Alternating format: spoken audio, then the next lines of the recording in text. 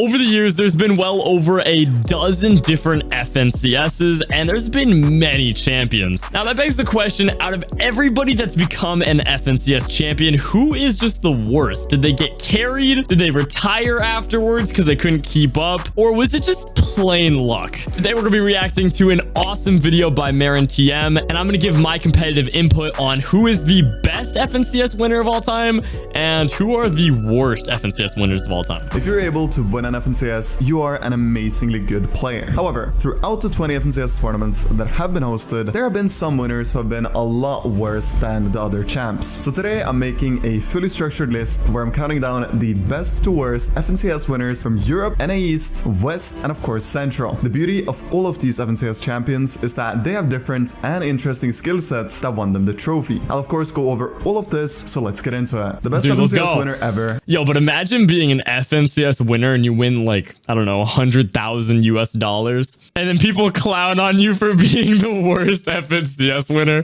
Like, as funny as that is, it's actually an interesting conversation, and there's definitely a few people that are the worst, but we'll have to see who they are today. It's Tayson, having won on 5 separate occasions on the very hardest region of EU, in solos and trios twice, and once alongside Mero's dashing duos. He is the most well-rounded player to have ever touched the game, and this comes from numerous impressive qualities. The thing is, I had no idea he won that much. The very best stat in the world is performing under pressure. This quality was put on display in his most recent FNCS win, where he had to solo clutch a good chunk of points to win it all, playing against none other than Bugha in the process for the title. Because of Tayson's laser-sharp focus, he was able to clutch enough points to win the entirety of the tournament and take home $200,000 alongside his duo. And although it was close between first and second, Tayson ended the tournament on 605 points, whereas third place ended on nothing more than 482. 1 point difference. That is insane. Points. And talking about making a difference, Mero is the second best FNCS winner ever. Yeah, Mero's crazy. Has for years now been the one to show that being a controller player and being at the very peak of competitive play is possible. A lot of people will disagree with me in saying that Mero is the second best player in the world. However, with 6 FNCS wins under his belt, one even being at the FNCS Global Championship, not only playing against North America's best, but the very best players from all around the world. Now, yeah, it was like a mini World Cup. When I categorize good players, I look at results. And Mero's got close to the most impressive results out of any player. There are two main attributes that makes Mero the best. First, how he's able to make something out of even the worst situations, or in other words, how clutch of a player he is. And secondly, Mero is never scared to take major risks if he knows it can win him games. His risk management is arguably the best in the entire world, and as a result of this skill, he has got, in his own words, not 1, but 2, but 3, but 4, but 5 FNCS wins, make it 6 now. Someone who does not have 6 FNCS wins, but won 6 out of 12 games in an FNCS Grands is Veno.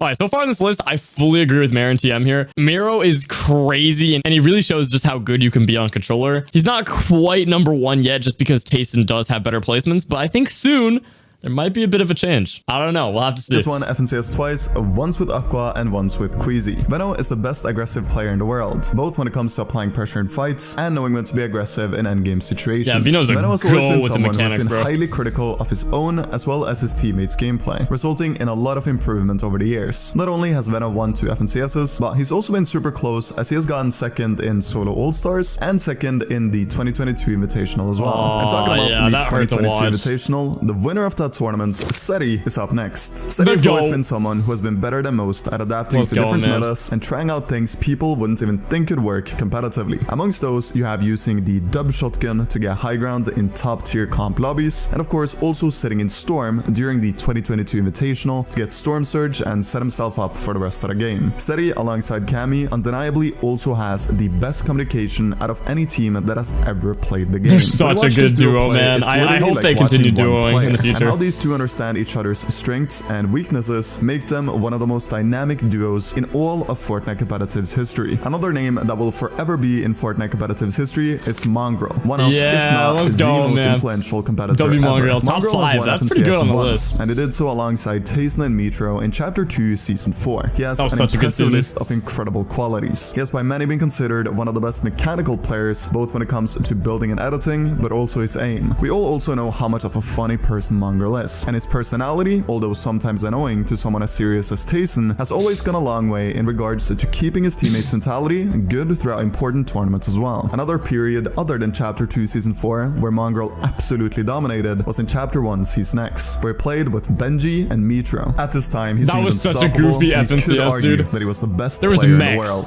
Queasy is a player what? that could have been a lot higher on this list, but I've said it before in a previous video and I'll say it again. Every player that plays with Queasy becomes incredible. So seeing just how good Queasy is individually is incredibly difficult, in comparison to someone who clutches all the time and puts on a show. Of course, this skill of getting your teammates to an extremely high level to where they're able to play the game your way so that you succeed together without having to solo clutch on and off could be argued to be a skill that makes Queasy one of, if not the best player in the world. As you all know as well, Queasy is an IGL, and he was able to accomplish one of the most impressive feats of an in-game leader ever. A 50% win rate in a 12-game Grands on the hardest region of EU. That is so impressive, Queasy has been around from the very beginning of Fortnite and has always been a very hard worker with one goal in mind, being the best. And that is something he has accomplished. I really see Queasy being like top 3 eventually. It's just really going to be all about the grind for the next couple of years. But yeah, his teamwork is almost unmatched, man. Putting his skill on display when it really matters, and as a result, he has racked up an impressive $850,000 in earnings.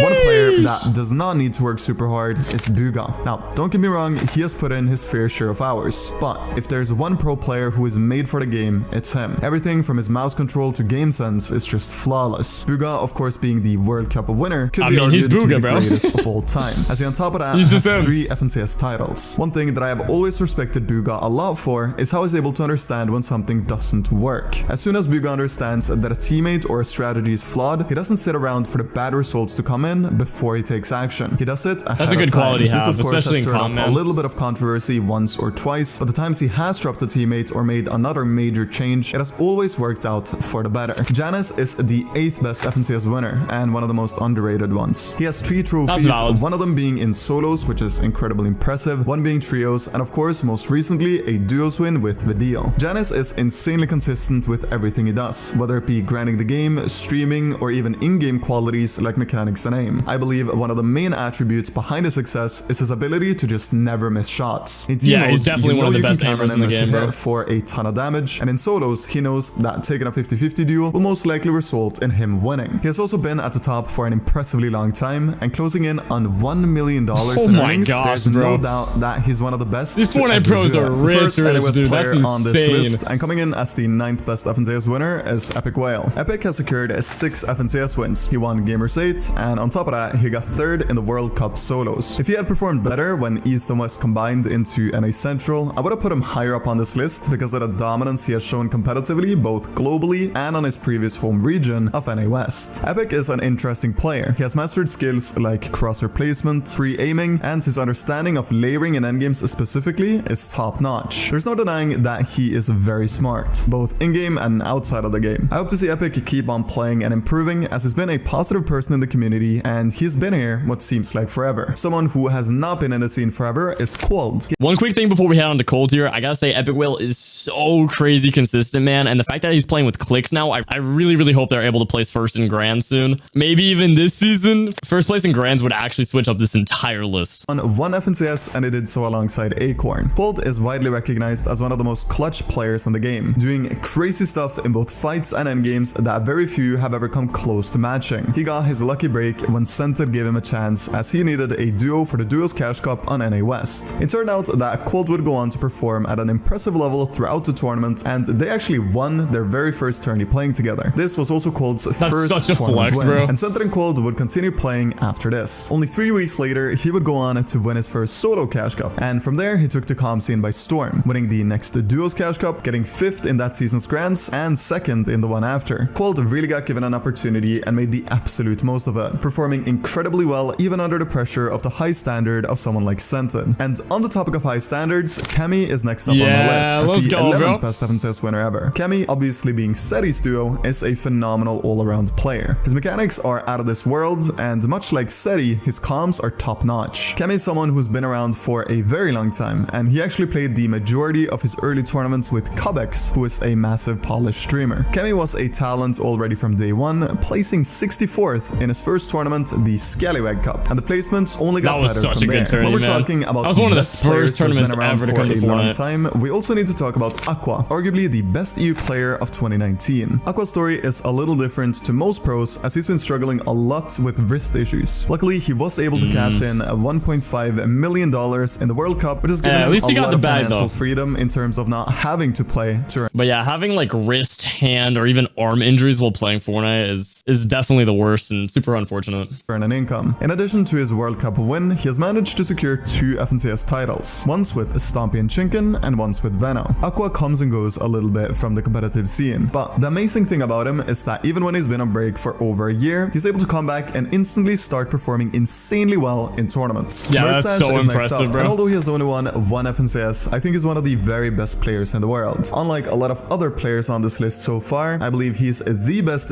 team player in the world. He doesn't have to steal the show and be the hero of the team, but he's someone who's able to do what's necessary in different situations, whether that be sitting back and supporting his teammates or being the one going in and taking the 50-50s. This skill set is super unique and makes him a really valuable player for any team, and I'm sure that in the coming years he'll be able to secure way more great tournament placements and maybe even 1 or 2 more FNCS titles. And when we're talking about players who have only won 1 FNCS, we also need to talk about Canada. He won an FNCS major. Why did you have to word it like that, bro?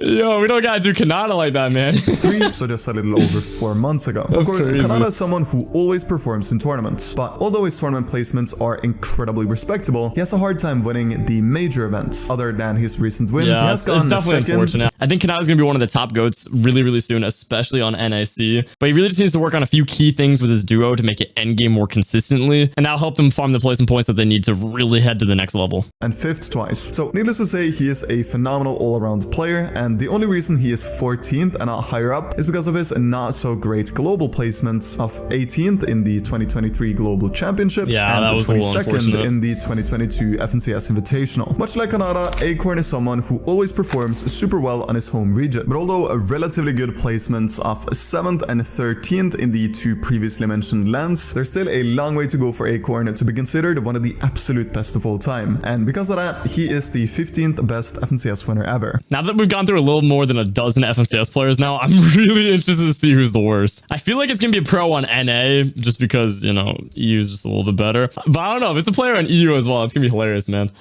Also need to talk about Sate. He won the first ever Duos FNCS in the start of 2020 alongside Saf. Sate is an interesting individual and player. His strength was being more structured than most and playing high ground at what at the time was the highest level possible. Going into the World Cup in 2019, almost a year before he won FNCS, him and Saf were favorites by many to win the entire tourney. That says a lot about how highly the community regarded Sate's abilities to perform both under pressure and against other top tier players. As we all know, the Duo World Cup trophy was not lifted by Sate and Saf, but rather Nyrox and Aqua. But Sate still ended with an impressive 4th place and got a great chunk of tournament earnings from this performance as well. He does not play Fortnite any longer, but his name will forever remain in the history of competitive. Circling back to extremely underrated players, Dukes is the 17th best FNCS winner. Crazy and underrated, man. Sate and Canada, he has not only won 1 FNCS, but he has actually managed to get 3 FNCS wins. The crazy thing about Dukes is that the first time he won FNCS, he was playing with 2 players who, objectively speaking, weren't even close to potential FNCS winners. But although all 3 played pretty good on game day, Dukes was the clear MVP of the trio, having the majority of the eliminations, and also nearly all points that were from clutch situations was because of him. Dukes is a phenomenal fighter because of his world-class mechanics, and I think this attribute is one of the factors behind his continued success competitively. And when talking about fighters, we must mention Unknown Army, the best fighter in the world in Chapter 2, Season 1, which coincidentally also was the season he won everybody with that jump gun in Chapter 2, bro. Was incredibly broken, as you might remember. But there were millions of control players. However, nobody did it quite like Unknown. He was the best aimer out of all the control players in the world, and partially because of his ability to just straight up aimbot everyone, he won FNCS whilst carrying his teammates Stable Ronaldo, Avery, and Kess, which we will get back to later in this video. On top of having top tier aim, Unknown had a lively personality. He rarely raged at anything, and all in all was a top tier competitor. Yeah, I wonder why he quit quit though, because he was on top of the world in like the middle of chapter 2 and he was winning so much money with tournaments and his stream career was booming. I don't know. I really haven't heard what happened, but it'd definitely be cool to see him come back to Fortnite.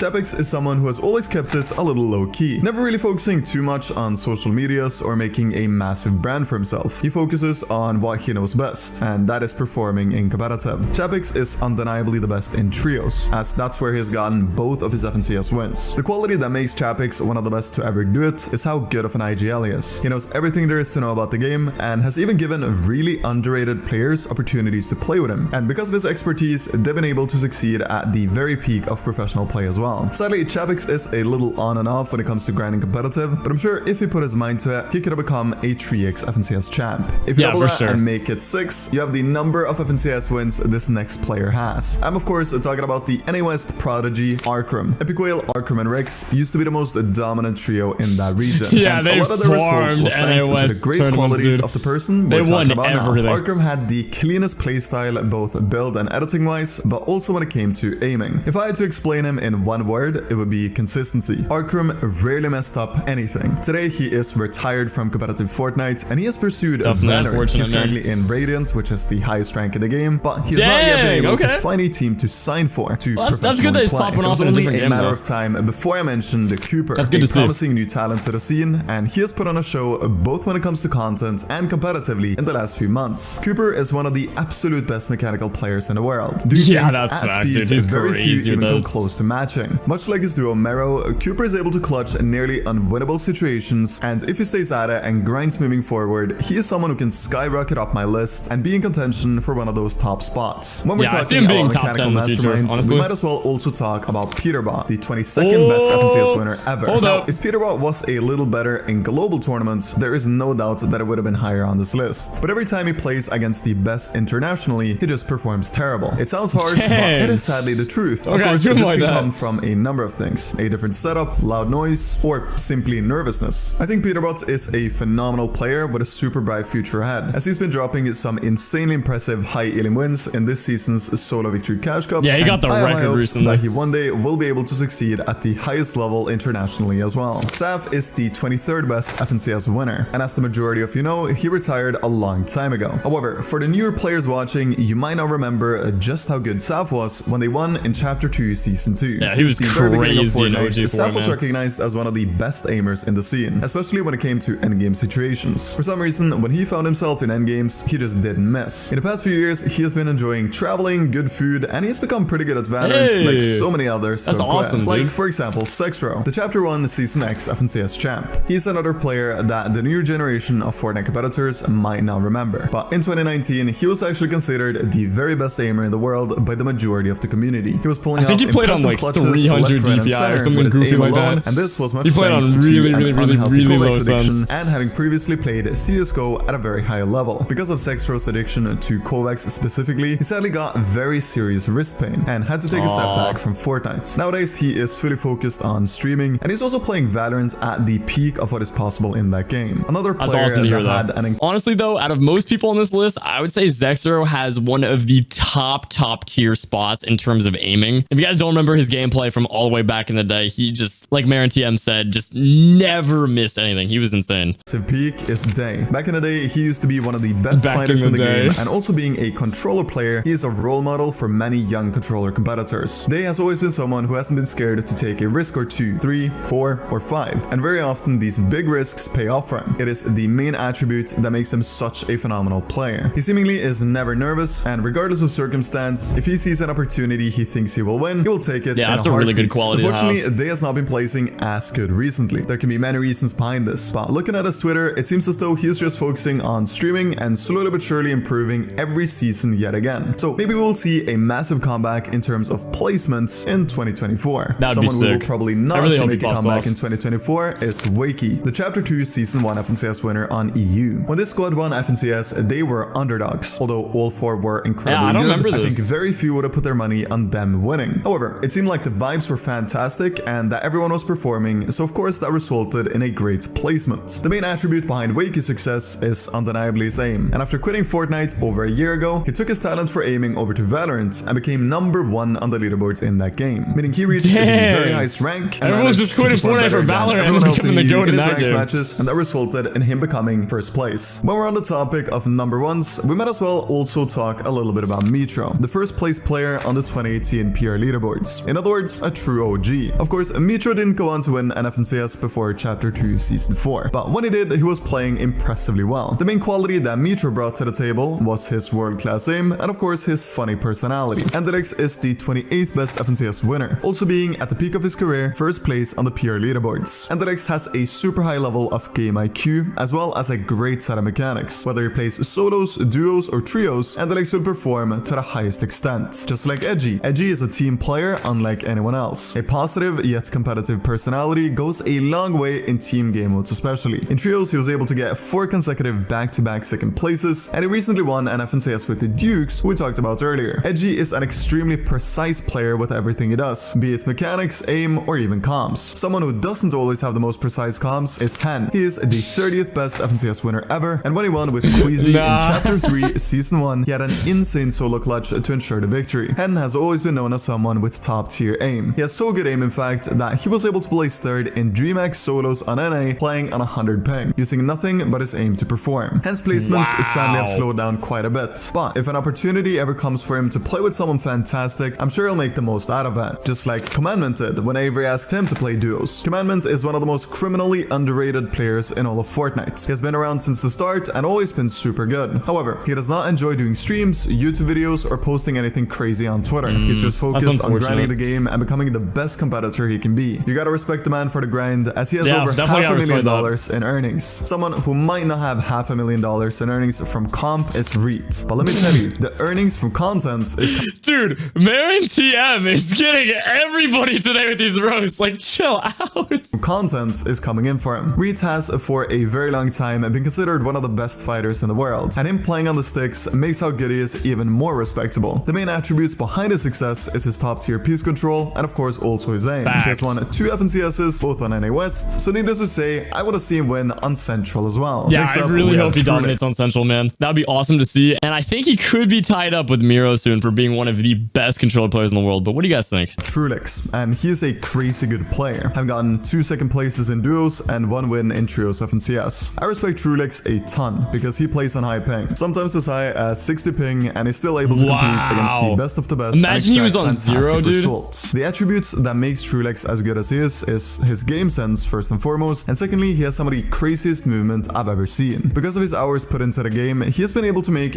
well over $550,000 from official tournaments so far, and seeing how well he has been performing recently, it wouldn't surprise me if he was able to climb over the $1 million in earnings mark in the near future. Mawood is next to my list, and he is super interesting. Not only has he won FNCS, but he has gone 2nd, 3rd, and 4th as well. And with over 400 grand in earnings, there's no denying his skill. The qualities that allow for these placements is his ability to adapt to any meta, and he's always been one of the best in the world at finding great teammates. Much like Adris, he was able to pick up Kanada for duos in 2022, and they've played together ever since. Adris is actually a player with ridiculously clean mouse control. His builds and edits are super smooth, and his aim definitely isn't anything to complain about either. Going back in time, we have to talk about Stompy, the Chapter 1 Season X FNCS winner. Stompy is still around playing a few tournaments here and there, but not succeeding to anywhere near the extent he did in the beginning of Fortnite. During World Cup quals, you could argue that Stompy was the best player in the world, qualifying is 7 out of the 10 qualifiers. What?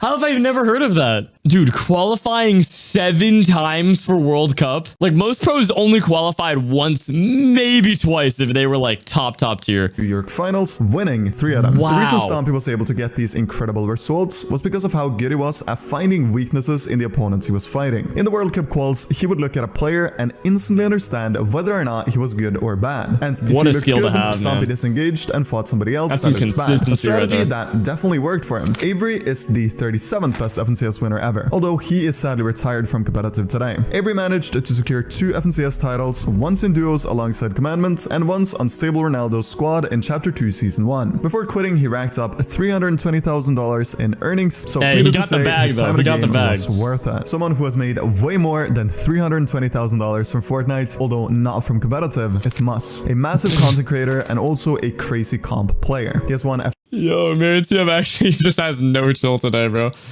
FNCS 3 times, but won a total of 26 official tournaments. As you all know, Mus is one of the most mechanical players in the world, and this is also the main skill that has carried his incredible tournament results. Deal. Since we're already talking about mechanics, he has for a long time been considered one of the best mechanical players who has ever touched the game, and I'll never forget how much of a power trio him, Noireli, and Reason used to be when they played together. Chapter 2, man, that was wild to watch. That helped Deyy in getting his first and only FNCS win. Jack is the 40th best FNCS winner ever. Now, it's a little unfair to have him at 40th, considering he was number 1 on the PR leaderboards in 2021, which was also the year he won FNCS. However, after him winning, it seemed like he was ready to slow down and maybe look for other things to do rather than grind competitive Fortnite. And on July 11th of 2023, he would put out a tweet saying that he quit. With 800k in earnings, Jack had an incredible career, and I'm sure whatever he does next, he'll be able to succeed at the highest level in that as well. Talking about players who sadly quit, we also have Teak, Camy and Seti's third player. His very final event of Fortnite was a solo cash cup where he placed 8,351st. After playing a solo CC, it's understandable to not want to play anymore, and that's exactly what happened. Teak isn't only an FNCS winner, but he also somehow won 3 online DreamHack tournaments. An interesting experience. What I also miss are the days of Kiriachi. Back in the day, a long time ago, Kiriachi used to dominate the solo cash cups whilst streaming it all, and then a few seasons after that, he would go on to win FNCS alongside Stormy Wright and Toos. Kiriachi is one of the most accused cheaters throughout all of Fortnite's history. That is how good aim this guy had. For the record, I highly doubt that he was actually cheating, but looking at a few of the clips, it's not hard to understand why some people had the thought. His duo Stormy Wright was also a crazy good player, being the 43rd best FNCS winner. After Fortnite, he went on to pursue Valorant, and looking at his highlights, he was also able to become super good at that game. It seems like Fortnite professionals really have a thing for becoming really good in other games as well. Hamsu won the solo All-Stars on NA East in 2021. Seemingly out of nowhere, he locked in and dominated the best players on NA East to win the entire tournament and take home $75,000 in earnings. His story is incredibly motivational, as he previously didn't have any achievements that were too crazy. Not to say that he didn't have any, but his FNCS win was his first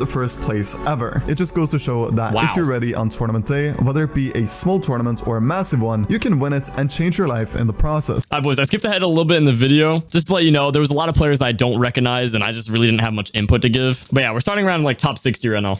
Although Ronaldo has won 2 tournaments, Ronaldo at number 70, bro. Once in Eats and once in Grand Finals. The thing about Ronaldo is that he is such a great player to have on your team in a squad environment. Someone who can make the mood good and has it in him to be lively even when things aren't going perfectly. Ronaldo is able to set himself up with an insane squad of 2 other crazy players. Yeah, he brings the good vibes and then everyone else does well, bro. Boltz is the 71st best FNCS winner, and I have high hopes for him in 2024, as he has actually been performing quite well in the Opens tournaments on NA Central. Unfortunately, in the 2 Grand Finals he has played, he hasn't done the best, and that's where it matters the most. These low placements can come from a number of things, like being contested, getting terrible zones, or nerves. Vicaros, his teammate, also didn't have any background footage, and also sadly became super inconsistent after them winning, and he ended up quitting shortly after the phenomenal performance. Now we're on to the 2nd worst FNCS winner ever, and that is Kez. Now, the reason Kez is 2nd worst is because he got banned for full-on cheating. However, it's unsure whether or not he was using these cheats during most parts of his career. Most people I have talked to about this ban has said that he simply did it to get an out from having to play Fortnite. And although that sounds insane, it does make a little bit of sense. Just like Vicaros and Soggies, Kez naturally didn't have any background footage to show for. But according to most, he was a good player back in the day. But because of him cheating and getting banned for it, his trustworthiness in my eyes is 0.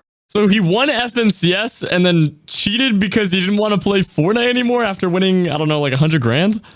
What? Okay, I mean, I definitely see how that puts him 2nd on the list. So I'll just put him as the 2nd worst FNCS winner ever. And the worst FNCS winner ever is Booby. Yes, that's his name. Now, Booby is a go in my eyes, even though his skill-wise is worse than every other player I've talked about today. Before the Trios FNCS Grand Finals in Chapter 1 Season X, he had 9,000 PR. And going into it, I don't think anyone expected Booby to walk out with the title and the 40 grand in prize winnings. For reference, Booby winning grands is kind of like Archie winning grands today. Now, I love Archie Archie, but the chance of him winning Grands is 0. And so was the case for Booby. But going into now, game 1 Archie here, and then dang. 2, he warmed up, and the first 2 games didn't go fantastic. But then, for the remaining 4, he actually put on a show and came back and won it all. This just goes to show that if you're someone who is given an opportunity and you make the most out of it, you can come out on top with a respectable placement and a ton That's of money. awesome, man. Even though he's not the best FNCS winner in the world, the fact that he even won to begin with, only having 9,000 PR is definitely impressive. Anyways, boys, those were the worst and also best FNCS winners of all time. Thank you so much for watching. Make sure to smash the like button, smash the subscribe button down below, and there's gonna be another video on screen to the right. Make sure to click that and check it out.